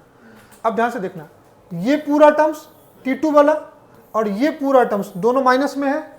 ये नीचे वाला ऊपर जाएगा तो माइनस में होगा, और ये माइनस और फॉर्मूला का एक माइनस क्या हो जाएगा? प्लस।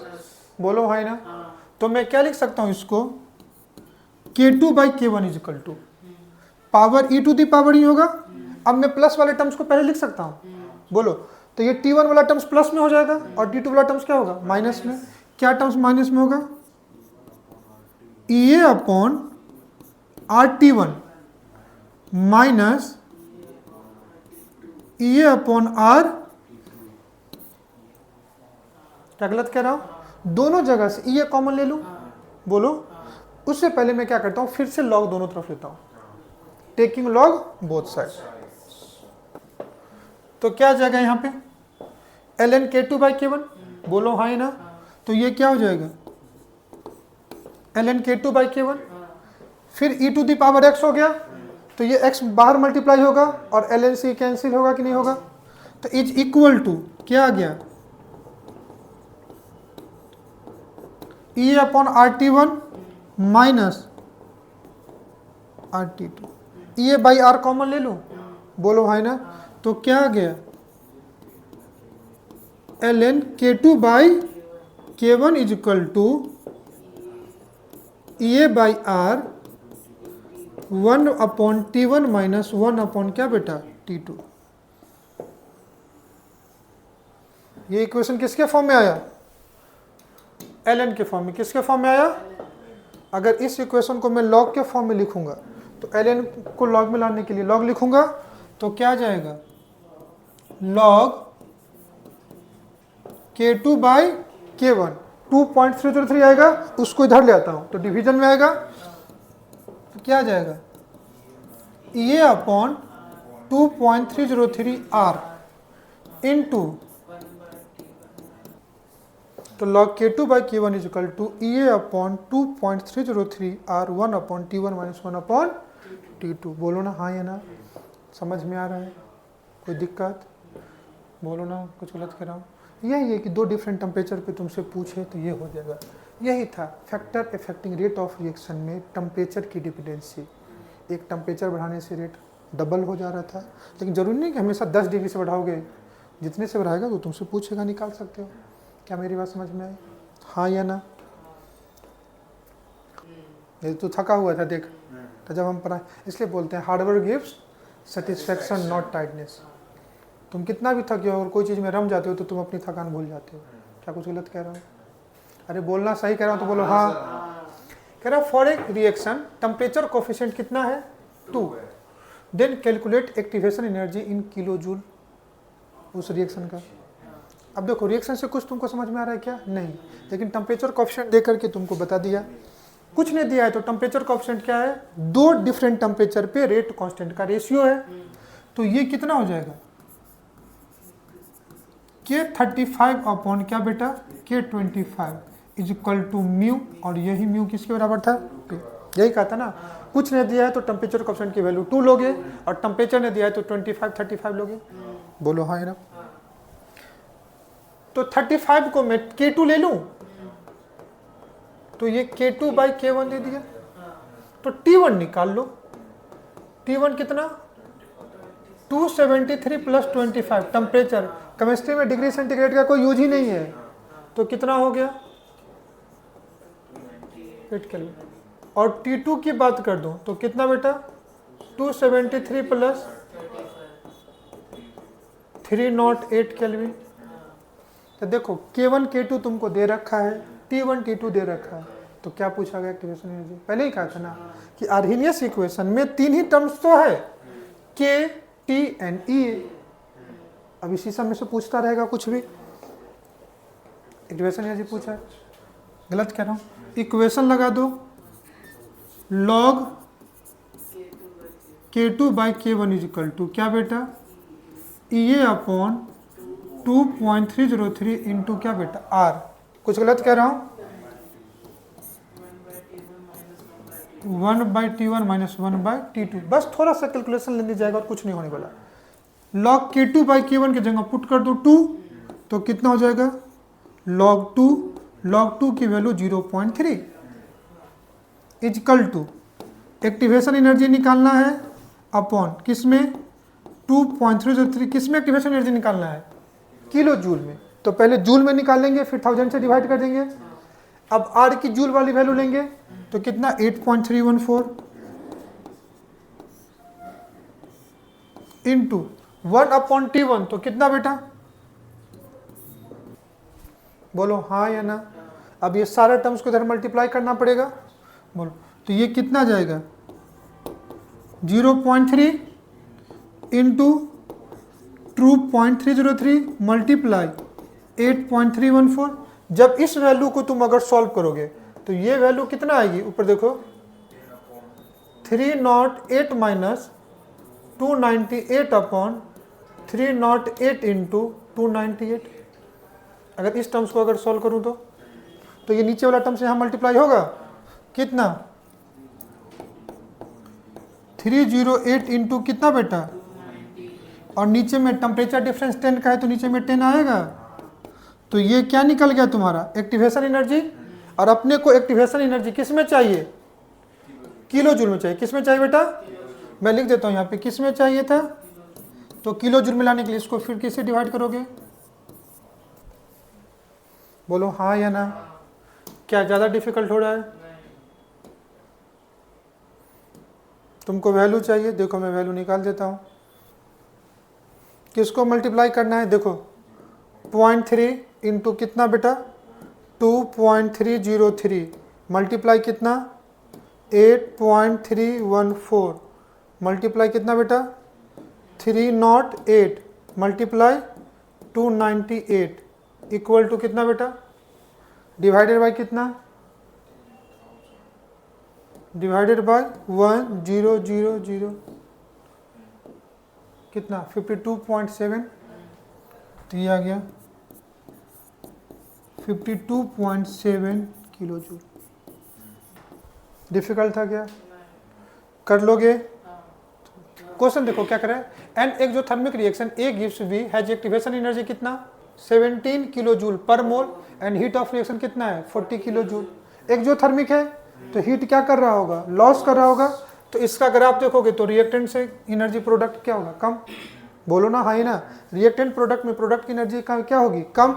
रिएक्टेंट की एनर्जी क्या होगी, ज़्यादा। क्या मैं गलत कह रहा हूँ, नहीं। तो ये एनर्जी ऑफ क्या है रिएक्टेंट, ये एनर्जी ऑफ क्या है प्रोडक्ट। इतनी बात समझ में आ रही है। एनर्जी ऑफ रिएक्टेंट को प्रोडक्ट में लाने के लिए जो एनर्जी लग रहा है इसी को क्या बोलेंगे, एक्टिवेशन एनर्जी। कितना दे रखा है 70। हीट ऑफ रिएक्शन दिया हुआ है, मतलब इस रिएक्शन का डेल्टा एच दे रखा है कितना 40। बोलो। अब फॉरवर्ड रिएक्शन जा रहा है, मतलब ए से कहां जा रहा होगा बी, तो कह रहा है बी से ए जा रहा है, तो एक्टिवेशन एनर्जी बताओ। तो बी से ए के लिए एक्टिवेशन एनर्जी कितना लगेगा, ये पूरा एनर्जी। बोलो। तो activation energy of backward is equal to activation energy of क्या बेटा फॉरवर्ड प्लस डेल्टा एच। तो कितना होगा 40 प्लस 17 कितना बेटा 57। For a first order gaseous reaction log k when plotted against 1/t। किसी भी फर्स्ट ऑर्डर रिएक्शन के लिए log k और 1/t का बीच का ग्राफ तुमको दिया है और वो स्ट्रेट लाइन है एंड स्लोप कितना है -8000। आर्हेनियस का क्वेश्चन नहीं लग रहा है तुमको। ये क्या है तुम्हारा, ध्यान से देख बेटा, log k और ये क्या दिया हुआ है 1/t, यही है ना। इसका स्लोप कैसा है स्ट्रेट लाइन, जानते हो ना। अब इस रिएक्शन की तुम बात करोगे तो ये log a से स्टार्ट होता है और इसका स्लोप कितना होगा, इसका slope minus A upon 2.303 R. अगर log है तो 2.303 आएगा, ln होता तो सर ए बाई आर होता। और इसी की वैल्यू कितनी दे रखी है, स्लोप डिक्रीजिंग, वो माइनस वन को दिखाता है। तुमसे क्या पूछा एक्टिवेशन एनर्जी बताओ, मतलब तुमको क्वेश्चन में ए अपॉन 2.303 इंटू आर की वैल्यू क्या दे रखी है 8000। तो तुमसे क्या पूछा है ए इज इक्वल टू 2.303। अगर वैल्यू एक्टिवेशन एनर्जी कैलोरी में निकालना है तो आर की वैल्यू 2 लोगे और जूल में निकालना है तो 8.3 मैं 2 निकाल देता हूँ, कैलकुलेशन थोड़ा आसान हो जाए। इनटू क्या बेटा 8000। तो ये वैल्यू किस में आ गई कैलोरी, इसको 1000 से डिवाइड कर देता हूँ तो ये कितने आ जाएगा किलो कैलोरी। बोलो भाई ना। तो 2 को मल्टीप्लाई कर दो, 2 को मल्टीप्लाई कर दो 8 से तो कितना होगा 16। 16 को 2.3 से मल्टीप्लाई कर दो तो 36.8 इंटू क्या बेटा 1000 अपॉन क्या बेटा 1000। इतना करना ही नहीं था, 1000 से 1000 क्या हो गया कैंसिल, तो कितना आ गया 36.8 किलो कैलोरी। क्या कुछ डिफिकल्ट है क्या? कह रहा है एंडोथर्मिक रिएक्शन, रिएक्शन क्या होना चाहिए? एंडोथर्मिक होना चाहिए। तो endothermic reaction highest activation energy for forward reaction is, तो एंडोथर्मिक में क्या होना चाहिए? एनर्जी ऑफ रिएक्टेंट से ज़्यादा एनर्जी ऑफ क्या होना चाहिए? प्रोडक्ट। तो देखो यहाँ प्रोडक्ट कम है, ये कैंसिल, प्रोडक्ट कम है, ये कैंसिल, यही दोनों हो सकता है। अब क्या पूछा है तुमसे? हाई एक्टिवेशन एनर्जी, क्या पूछा है? तो देखो एक्टिवेशन एनर्जी इसका हाई है, इसका हाई है, this is your activation energy, और इसके लिए this is your activation energy. तो ऑप्शन क्या होगा? कह रहा for a reaction activation energy कितना है? 0। किसी भी केमिकल रिएक्शन के लिए एक्टिवेशन एनर्जी कितना है? 0। तो जो समझते हैं ई की वैल्यू कितना हो गया? 0। For a reaction activation energy कितना है? 0, हमने लिख दिया 0। What is the value of rate constant? What is the value of rate constant eight 300 kelvin? कह रहा है कि 300 केल्विन टेम्परेचर जब 300 केल्विन है तो आप रेट कांस्टेंट के की वैल्यू बताओ। बोलो। इफ रेट कांस्टेंट की वैल्यू दे रखी है 280 पे, तो कह रहा है जब टेम्परेचर 280 केल्विन है तो आप रेट कांस्टेंट के की वैल्यू, मान लो इसको K1, इसको क्या लेते? उतनी वैल्यू, बड़ी वैल्यू कौन लिखेगा? 1.6 इंटू 10 के पावर क्या बेटा? 6 सेकेंड। रेट कांस्टेंट याद है ना, फर्स्ट ऑर्डर के लिए सेकंड इनवर्स, टाइम इनवर्स होता है सेकंड इनवर्स। तो कह रहा है इसके लिए K2 बताओ। बोलो ना, हाँ ये ना, मतलब T1 दिया हुआ है, T2 दिया हुआ है, K1 दिया हुआ है, तुमसे K2 पूछ रहा है। इक्वेशन तो वही लगेगा क्या? लॉग, बोलना बेटा, K2 bye K1 is equal to क्या? ये अपॉन 2.303 इंटू क्या बेटा? R 1 upon T1 minus 1 upon क्या बेटा? T2। बोलो। टेम्परेचर का चेंज है, एक्टिवेशन एनर्जी क्या हो गया? 0। एक्टिवेशन एनर्जी वो टर्म्स था जिसको तुमने क्या कर दिया? 0। एक्टिवेशन एनर्जी 0 का मतलब क्या हो गया? कि एनर्जी ऑफ रिएक्टेंट थ्रेशोल्ड के बराबर है। ये रिएक्शन एक जो इंडो है उससे कुछ नहीं करना, ये एनर्जी ऑफ रिएक्टेंट है, ये क्या है? थ्रेशोल्ड। अब ये जो एनर्जी है दिस इज कॉल्ड क्या बेटा? एक्टिवेशन एनर्जी 0 का मतलब क्या? कि ये रिएक्शन यहाँ थ्रेशोल्ड पे पहुंचा हुआ है, मतलब ये रिएक्शन कुछ ऐसा है। खुद सोचो, तो अगर रिएक्शन को एक्टिवेशन एनर्जी चाहिए ही नहीं, बोलो चाहिए ही नहीं, तो क्या वो टेम्परेचर पे डिपेंड करेगा क्या? बोलो ना, चाहे 200 कर डिपेंड ही नहीं करेगा। अब देखो ये इक्वेशन से भी होगा, इस टर्म्स को तुमने क्या कर दिया? तो ये पूरा टर्म्स क्या हो गया? 0। जिससे भी लाओ 0 खा करके सबको क्या कर देगा? 0। तो log K2 बाई K1 की वैल्यू क्या हो गई? 0। बोलो हाँ ना, समझ में आया? तो मैं क्या कह रहा हूं, log K2 बाई K1 की वैल्यू क्या हो गई? 0। और तुम जानते हो log 1 की वैल्यू 0 होती है। बोलो हाँ ना, तुम जानते हो log 1 की वैल्यू क्या होती है? 0। इसका मतलब K2 बाई K1 की वैल्यू कितनी होगी? 1। K2 बाई K1 की वैल्यू कितना? 1। तो K1 इज इक्वल टू क्या बेटा? तो मुझे मैथमेटिकली नहीं, मैं चाहता हूं कि तुम्हारी थिंकिंग में ये चीज आए कि अगर किसी केमिकल रिएक्शन में एक्टिवेशन एनर्जी है ही नहीं, तभी 0 हो गया ना, तो रिएक्टेंट कहाँ है? थ्रेशोल्ड पे पहुंचा हुआ है ना, तब कुछ चाहिए ही नहीं। इस हाइट पे बॉल को लाके छोड़ दो, नीचे ही जाएगा, चाहे एनर्जी ऑफ रिएक्टेंट यहाँ हो या एनर्जी ऑफ रिएक्टेंट यहाँ हो।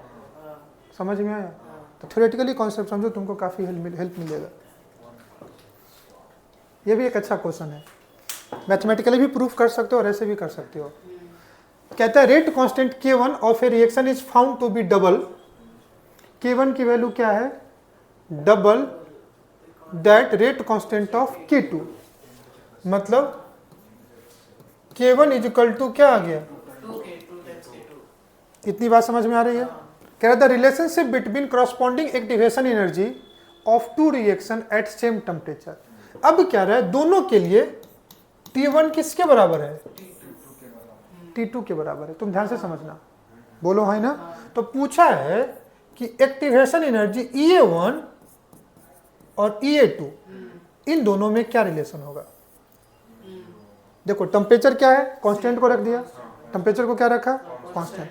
अगर टेम्परेचर कांस्टेंट है और कह रहा है रेट कांस्टेंट की वैल्यू K1 K2 के डबल है, बना दिया, तो कह रहा है ये एक्टिवेशन एनर्जी में क्या होगा, क्या ग्रेटर देन होगा या स्मॉलर होगा। जैसे देखो ना K1 क्या है, ग्रेटर है, 2 टाइम्स है, तो एक्टिवेशन एनर्जी क्या 2 टाइम्स होगा या हाफ होगा या इक्वल होगा, यही हो सकता है ना। क्वेश्चन समझ के देखो। अब इसी को इक्वेशन पे लाते हैं। 2.303 इंटू क्या बेटा R 1/T1 माइनस 1/T2, यही करोगे तुम। ये किए और उसके बाद तुम कितना भी टाइम दे दो, इसको करने के बाद तुम कितना भी टाइम दे दो, तुम यहां से -1 ही लाओगे, +4 में तो जा ही नहीं पाओगे।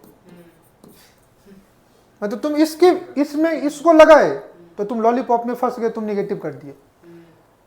अब तुम्हें समझ ही नहीं आ रहा है कि क्यों नेगेटिव किए। जब हमने इस इक्वेशन को तब ड्राइव किया था जब टेम्परेचर T1 पे रेट कांस्टेंट क्या लिया था K1, और टेम्परेचर T2 पे रेट कांस्टेंट क्या लिया था K2। हमने एक्टिवेशन एनर्जी को कांस्टेंट रखा था।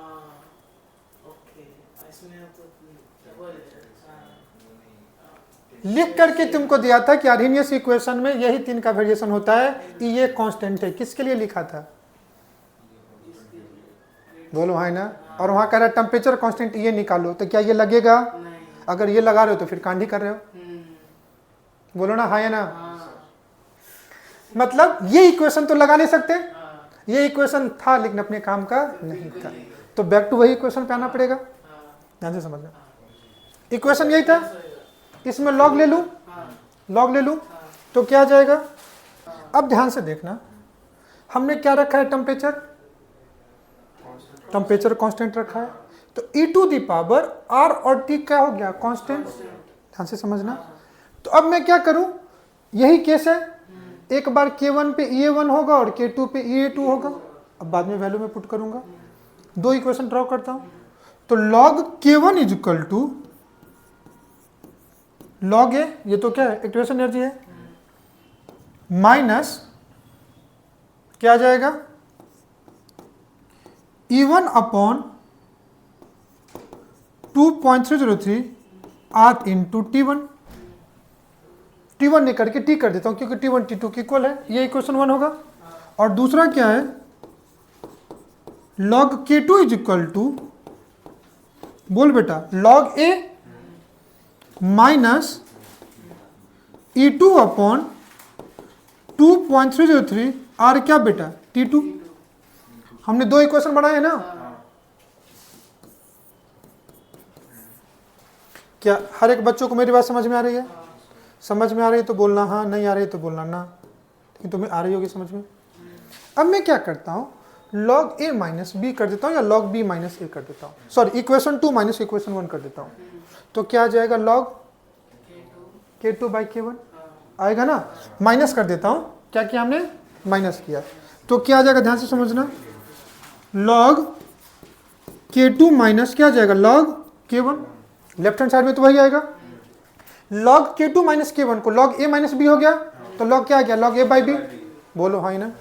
तो ये क्या आ जाएगा, log K2 बाई क्या बेटा, K1 इज इक्वल टू, इधर माइनस करूँ 2 में से, तो log A minus log A cancel होगा कि नहीं होगा, क्या मेरी बात समझ में आ रही है। इज इक्वल टू क्या बचा, 2 माइनस 1 किया हमने, इक्वेशन क्या किया है 2 माइनस 1, तो 1 में से 2 में से 1 को माइनस करोगे तो माइनस फॉर्मूला का, और ये माइनस क्या हो जाएगा, प्लस। तो इसको पहले ले आओ, तो कितना हो जाएगा, E1 अपॉन 2.303 इंटू क्या बेटा, RT1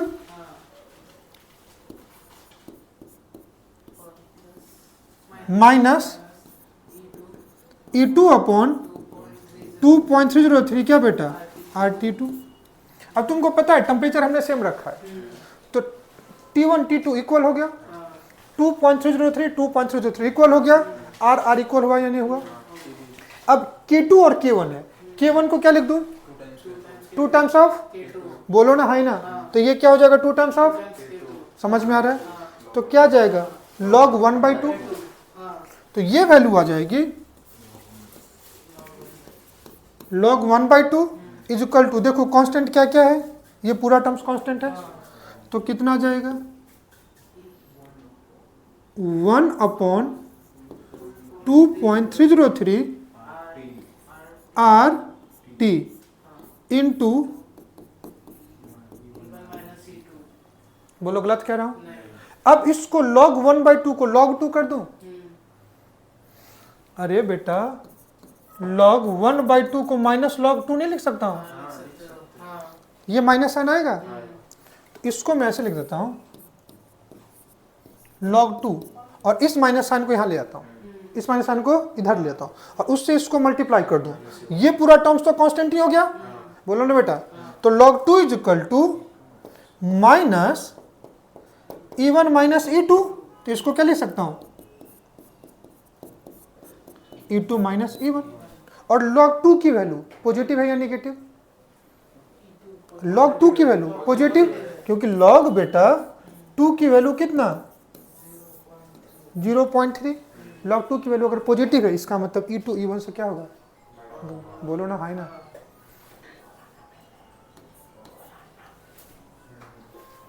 क्या कुछ गलत कह रहा हूं? हाँ या ना? कोई दिक्कत? क्या मेरी बात समझ में आ रही है? For a reaction A plus B gives product the following rate, following क्या है बेटा? ये रेट वेयर ऑब्टेन। अब देखो, ये A का कॉन्सेंट्रेशन है, ये क्या बेटा? B का कॉन्सेंट्रेशन, ये इसका क्या दिया हुआ है? रेट दिया हुआ है। जब A का तुम 0.1 मोल लेते हो तो रेट कितना है? 0.3। A का 0.1, B का 0.2 लेते हो तो रेट कितना है? 0.03। तुमने दूसरा एक्सपेरिमेंट कराया, ये एक्सपेरिमेंट 1 हो गया। ये एक्सपेरिमेंट क्या हो गया?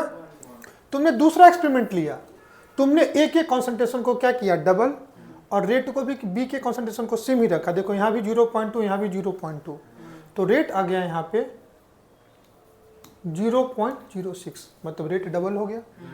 देखो तुमने A के कॉन्सेंट्रेशन को डबल किया, रेट डबल हो गया। बोलो हाँ ही ना? अब तुम क्या करते हो? एक्सपेरिमेंट नंबर 3 में A के कॉन्सेंट्रेशन को 0. कितना लेते हो? 2, और B के कॉन्सेंट्रेशन को कितना लेते हो? 0.3, तो रेट कितना हो गया? 0.6। समझना? और तुम चौथे एक्सपेरिमेंट में क्या करते हो? A को 0.3, B को 0.3, रेट फिर से 0.9 हो गया। बोलो हाँ ही ना? फिर ये पांचवें एक्सपेरिमेंट में A को 0.3, B को 0.5, रेट कितना हो गया? 0.09। तुमने टोटल कितने एक्सपेरिमेंट करे? 1, 2, 3, 4, 5। ये क्या है? Method to determine order of reaction. मैंने कहा था ना, ऑर्डर को एक्सपेरिमेंटली पता करते हैं, और वहाँ पे एक इक्वेशन, इस टाइप के क्वेश्चन को कराना मैं भूल गया था, इसलिए मैं इस क्वेश्चन को यहाँ पे लिया हूँ। तुम क्या करो, एक जब भी तुमको ऐसा मिले, 2 रिएक्टेंट है, इसका तुम रेट लॉ एक्सप्रेशन लिखो, तो क्या आ जाएगा? R is equal to K A to the power X and B to the power क्या बेटा? Y। Order with respect to A को तुमने क्या लिया है? X, and order with respect to B को क्या लिया है? Y। तुम एक हाइपोथेटिकली क्या ले लो? Rate law equation. अब इसमें देखो कितनी चीज तुमको अननोन है? X, Y and K। देखो A B का कॉन्सेंट्रेशन गिवन है, रेट गिवन ही है। 3 अननोन के लिए मिनिमम तुमको कितने एक्सपेरिमेंट करने होंगे? 3 अननोन के लिए 3 इक्वेशन चाहिए। तो देखो 1, 2, 3, 2 तो एक्स्ट्रा ही दे दिया है। अब तुम क्या करो, एक्सपेरिमेंट 1 से एक इक्वेशन बना लो। इसका रेट कितना लोगे तुम? 0.03 is equal to K। A की वैल्यू कितनी? 2 दी X इंटू B की वैल्यू कितनी? 2 दी पावर क्या बेटा? Y। इसको इक्वेशन 1 ले लो। क्या मेरी बात समझ में आ रही है? दूसरा तुम ले लो, रेट की वैल्यू कितनी? 0.6 इज इक्वल टू K, इसकी value 0.2 to the power X into 0.2 to the power Y, equation 2। और तीसरा 0.06 is equal to K 0.2 to the power X and 0.3 to the power क्या बेटा? Y। बोलो ना हाँ ना?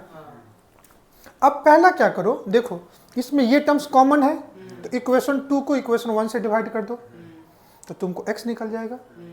और 3 सुटेबल इक्वेशन को अरेंज करके तुम x y निकाल लोगे, और किसी भी इक्वेशन में x y की वैल्यू पुट करके क्या निकाल लोगे? k निकालोगे। ये तुमको बोर्ड में क्वेश्चन आ जाए तो तुमको सिस्टमेटिक इक्वेशन बना करके करना है। चूंकि अपने को कॉम्पिटिटिव एग्जामिनेशन में टाइम को सेव करना है, तो तुम क्या करना, अपना यही था ना, rate directly proportional to concentration to the power order.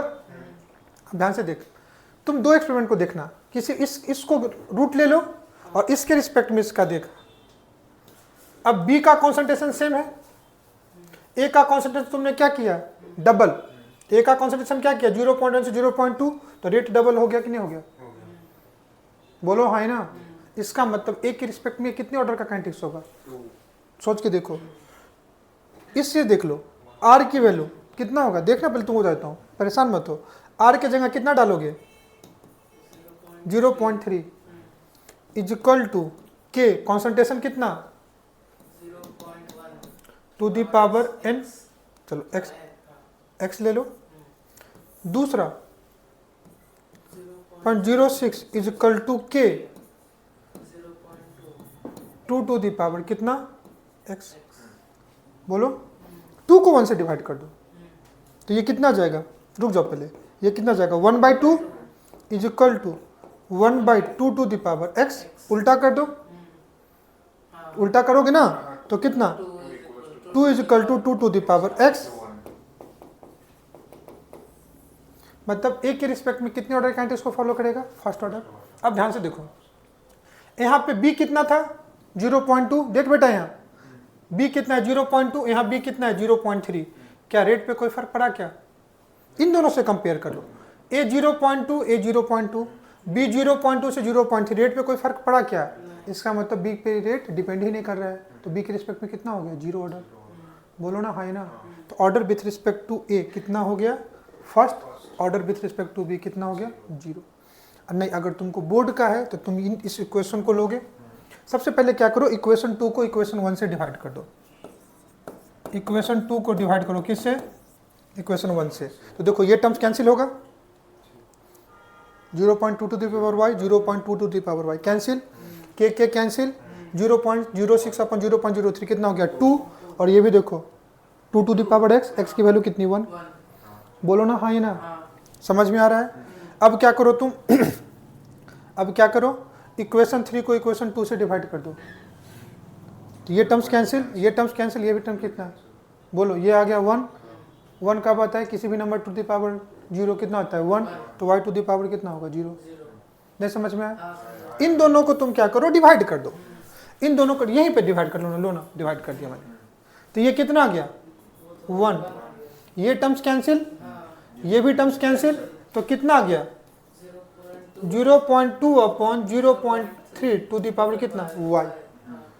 इसको 1 लाने के लिए मैं क्या लिख सकता हूँ, 0.2 अपॉन 0.3 टू द पावर 0। किसी भी नंबर टू द पावर 0 कितना होता है 1, तो y की वैल्यू कितनी हो गई 0। बोलो अब किसी भी इक्वेशन में x की वैल्यू 1, y की वैल्यू 0 पुट कर दो तो k की वैल्यू निकल जाएगी। यही तो पूछते भी बोर्ड में क्वेश्चन। क्या मेरी बात समझ में आई, कोई दिक्कत? लास्ट में एक ये पैरेलल ऑर्डर रिएक्शन, तुमको क्वेश्चन कराऊंगा ना वहाँ पे करा दूंगा। ये वैसे भी एनसीईआरटी का पार्ट नहीं है। कभी भी तुमको पैरेलल ऑर्डर रिएक्शन मेनली तुमको या तो के इफेक्टिव या एक्टिवेशन एनर्जी के लिए पूछते हैं, तो K1 और K2 को ऐड कर दोगे तो तुमको क्या निकल जाएगा के इफेक्टिव। वैसे इस पार्ट को मत पढ़ना, अगर इस पर क्वेश्चन मिलेगा तो मैं खुद करा दूंगा। बोलो हाँ ना। That's all about your chemical kinetics, rate of reaction, कैसे इफेक्ट होता है टेम्परेचर से, उसी को मैंने आज के लेक्चर में कंप्लीट किया। हम लोग मिलेंगे, आज का लेक्चर थोड़ा लेंदी हो गया बेटा, तो भी आप इसको झेल लेना, क्वेश्चन जरूर करना, क्वेश्चन स्किप मत करना। नेक्स्ट क्लास में हम लोग मिलेंगे कई सारे अच्छे क्वेश्चन के साथ। Thanks for today, bye bye and thank you all of you.